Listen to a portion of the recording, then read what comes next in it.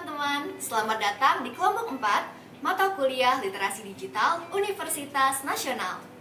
Pemaparan materi kali ini merupakan tugas untuk ujian tengah semester mata kuliah Literasi Digital yang diampu oleh Ibu Endah Triesti Handayani. Kali ini kelompok 4 akan memaparkan materi mengenai digital culture, dampak budaya digital terhadap masyarakat. Sebelum memulai, aku ingin memperkenalkan anggota-anggota dari kelompok 4 nih. Ada aku sendiri, yaitu Wikartika Amanda Utami dari Prodi Sastra Indonesia Universitas Nasional. Lalu ada Miranda Putri Madina Lubis, Yukita Kamelia Putri, Nazwa Puspa Anggraini, dan Salwa Alia Rahma.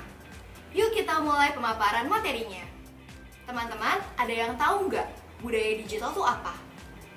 Nah, budaya digital atau digital culture adalah cara hidup, pola interaksi, nilai, kebiasaan manusia yang terbentuk melalui penggunaan teknologi digital dalam aktivitas sehari-hari. Di dalamnya termasuk bagaimana individu berkomunikasi, bekerja, belajar, berkreasi, serta berpartisipasi di ruang daring dengan memanfaatkan perangkat dan platform digital. Budaya digital juga mencakup norma, etika, dan praktik yang berkembang seiring meningkatnya ketergantungan masyarakat pada teknologi, sehingga membentuk pola perilaku baru yang khas di era digital. Nah, tentunya budaya digital atau digital culture memiliki dampak terhadap masyarakat. Mau tahu nggak apa aja dampaknya? Kalau gitu, mari kita simak dari penjelasan teman-teman kelompok 4. Teman-teman, perkenalkan aku Sawalia Rahma dari Program Studi Digital Universitas Nasional.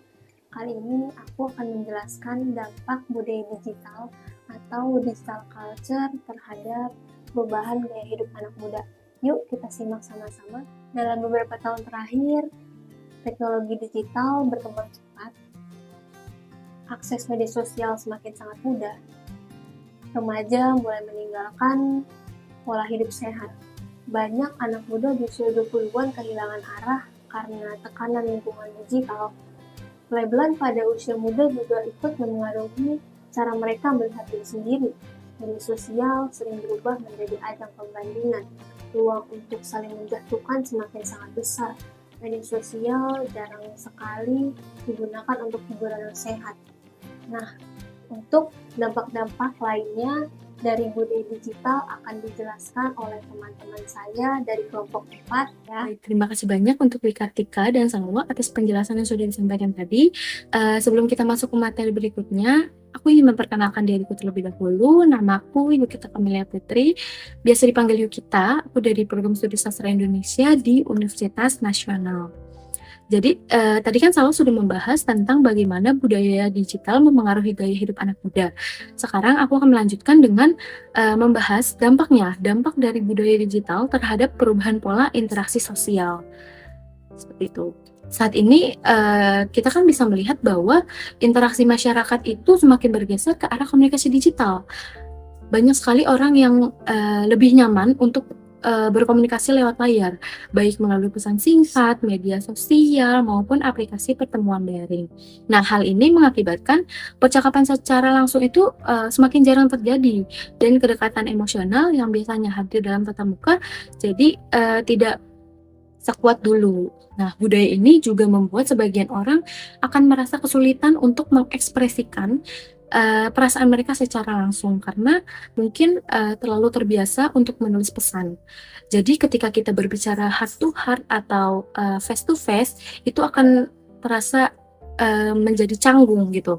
Belum lagi kalau misalnya komunikasi digital sering menimbulkan kesalahpahaman karena kan ekspresi, intonasi, dan emosi itu tidak selalu tersampaikan dengan jelas kalau melalui komunikasi digital.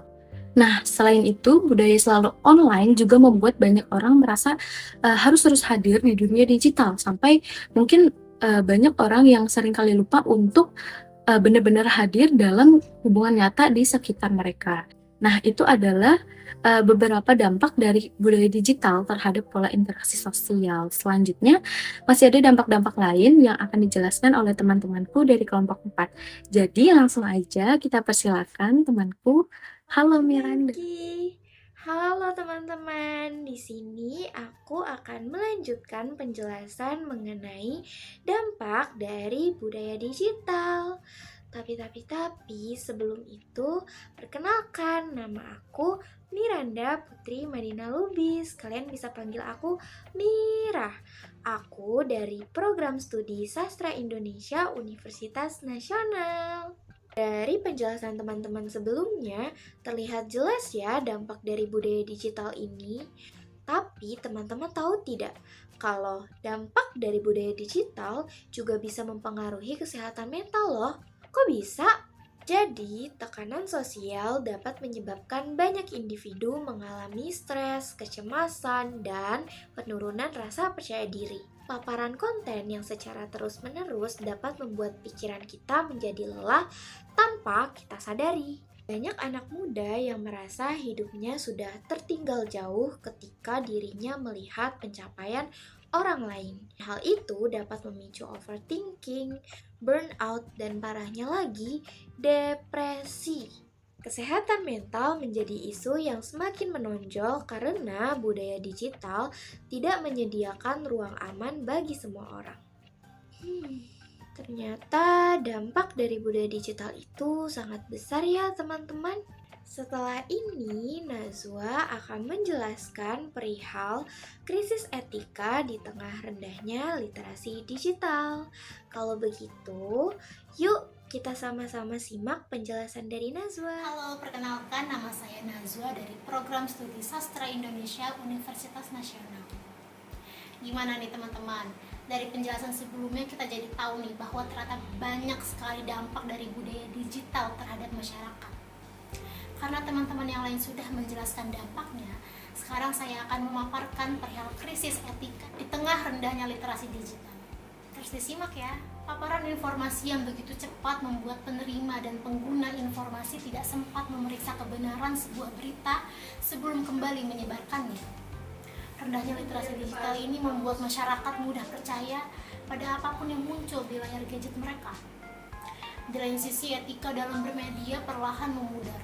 Banyak orang merasa bebas mengunggah sesuatu atau memberikan komentar tanpa memikirkan dampak emosional kepada pihak lainnya. Perdebatan kecil berubah menjadi pertengkaran besar hanya karena kurangnya pemahaman dan kontrol diri. Ruang digital ini akhirnya dipenuhi dengan kritik yang tidak membangun. Padahal dengan literasi digital yang baik serta etika yang terjaga, media digital dapat menjadi wadah bertukar informasi dan pengalaman yang positif. Baik teman-teman, setelah menyimak bersama bagaimana dampak dari budaya digital terhadap masyarakat, serta bagaimana terjadinya krisis etika di era digital ini, saya kembalikan kepada Wika. Terima kasih telah menyimak kami. Wah, sekarang teman-teman sudah memahami ya apa itu definisi budaya digital atau digital culture dan dampak-dampaknya terhadap masyarakat. Namun terdapat hal penting untuk menanggulangi dampak-dampak tersebut nih teman-teman. Salah satunya dengan peran keluarga dan sekolah dalam masyarakat modern. Keluarga menjadi lingkungan pertama yang membentuk jati diri seseorang. Di era digital, banyak individu berinteraksi lebih sering di ruang virtual. Interaksi fisik tentu saja menurun. Sekolah dan keluarga merupakan tempat pembentukan karakter. Kolaborasi keduanya membantu memperkuat fondasi dalam diri seseorang. Baik, sekian penjelasan mengenai digital culture, dampak budaya digital terhadap masyarakat yang dijelaskan oleh kelompok 4 mata kuliah literasi digital. Semoga penjelasan ini memberikan manfaat dan wawasan baru untuk teman-teman semua. Terima kasih sudah menyimak penjelasan kami dan sampai bertemu di materi-materi berikutnya. Dadah!